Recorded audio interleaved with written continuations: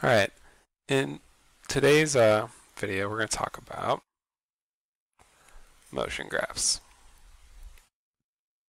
Okay, so to do this, I'm going to just go ahead and make a graph.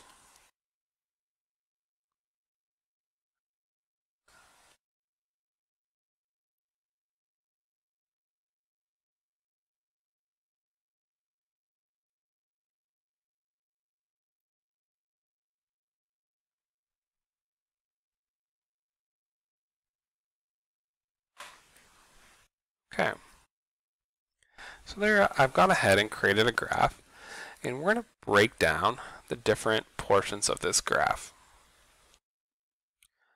Well, first, I should define what are my axes, right? And this bottom axis I'm going to define as time.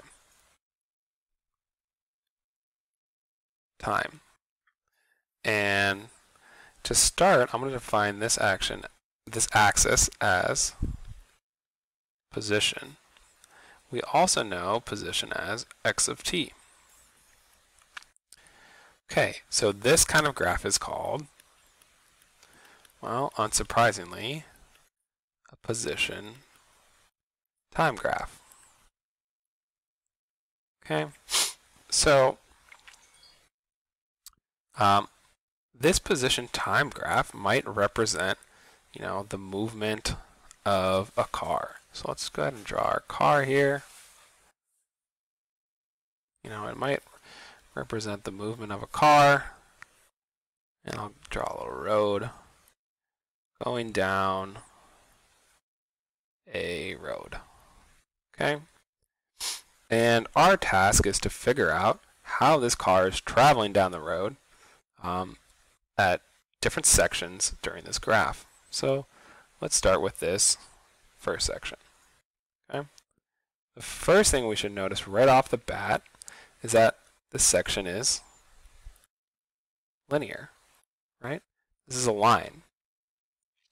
When we have a sloped line on a position time graph, we know that if the slope is positive, or rather, we know the slope equals, or rather the slope is the velocity. Okay? So that tells us, okay, well if this slope here was, let's say 2, then that means, if our time was in seconds, and our position perhaps was in meters, that would tell us that every 2 seconds, or every second, sorry, the car is moving 2 meters. Okay, so that tells us, about this first section here. Let's talk about the next section.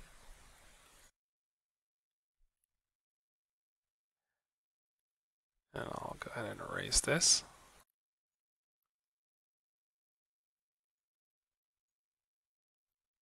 Oops. There we go. Okay, let's go ahead and talk about the next section. So this next section here, the flat section. Well, this section is actually really easy. This is still a line. It's just a special kind of line with slope equaling 0. And what does that mean? Well, it just means our velocity is 0. Okay? So that means our car is not moving at all. Now this next section. This next section might seem easy at first, but there's a bit of a trick to it. And I'll get there. I'll explain what this trick is. So in this section, we know that, the car is actually got a negative slope, right? Which must mean, well, now this car is actually moving backwards. Okay? And the trick here, the special point is right here at the origin, right? When the car crosses the origin, right, that's like it crossing the 0 point. So On our road, that might be, another street, right? It might be another street right here. Okay, and we know that when we cross this origin, we're crossing this other street because we know we've marked that street as 0. Okay, and then again we see another flat section, and we know this flat section just means the car is not moving, although it would be in a different position. So let's draw that. The car is no longer here. I'll just cross it out. It's now more like over here, right? And it crossed our, our 0-point street, right? That was a little bit messy, but that's okay. Okay, and our last section, okay, our quadratic section, right here. Okay, so in this section, we know that our position, our x of t, is quadratic. Okay, so this means that our velocity,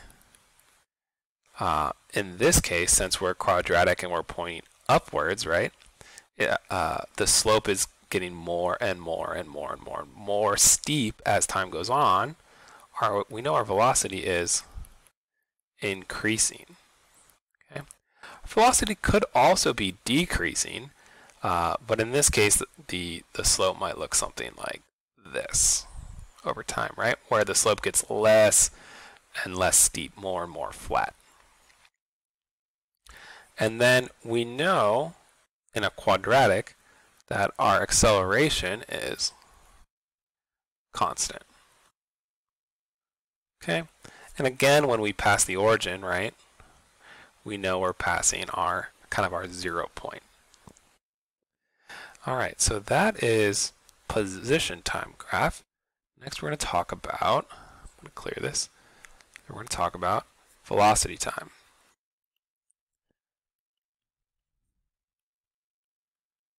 Okay, and a velocity time graph, we started off, just like we did our position time,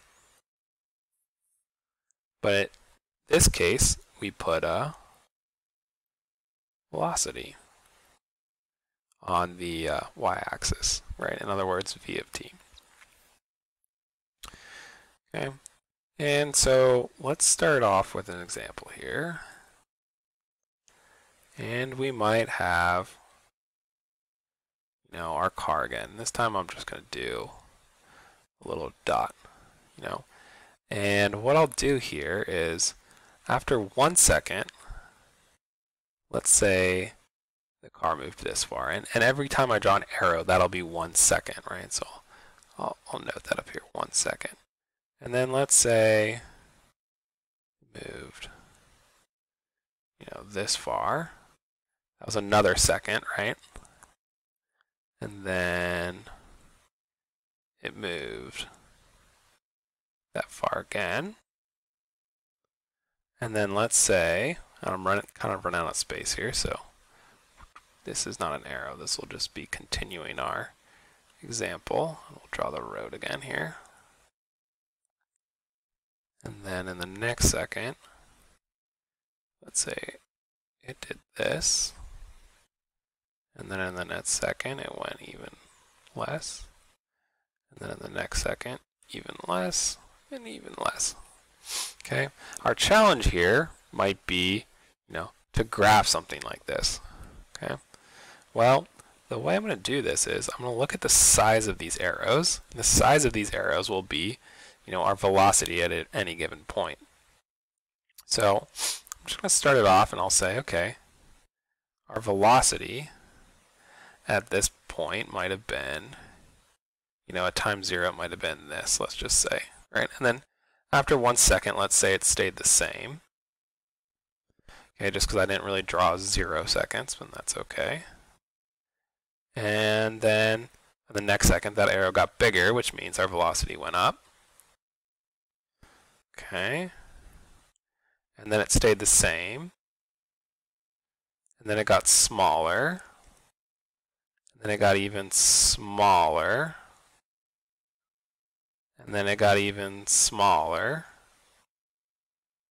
Oops.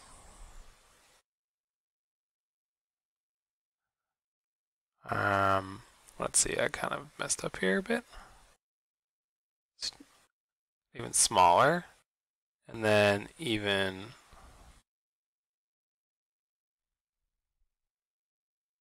smaller. Here we go. Let's modify this a little bit. Okay. Let's instead say that this one, this arrow here, was actually facing this way. And then our dot actually kind of turned around, right? And then we'll put this arrow here. Okay. So, and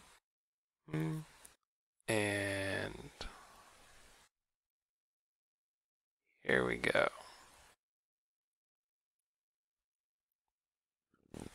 So we have something like this. Well, in a velocity time graph, we're going to look at the different sections here. In a velocity time graph, when we have a flat line, it means our velocity, right, equals a constant. Let's just say this was, 3. Our velocity is constant. Okay, what does that say about acceleration? Well, that tells us our acceleration is 0. What does that say about position?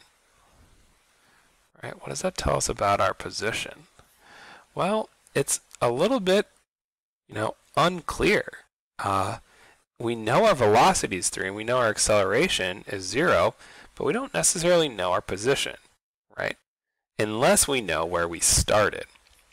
And here we get to one of the kind of cool parts of these graphs. Actually, if we drew a box here and shaded all of this, right? All of this shaded area is actually how far we've traveled, right? So the area underneath this line or this curve is our position, okay? Well, it's not necessarily our position, but it's how far we've traveled. How far we traveled, right? The difference being between position and how far we traveled, we could know that we've traveled, 3 meters, but not know exactly where on the road we're at. Okay. So here we go.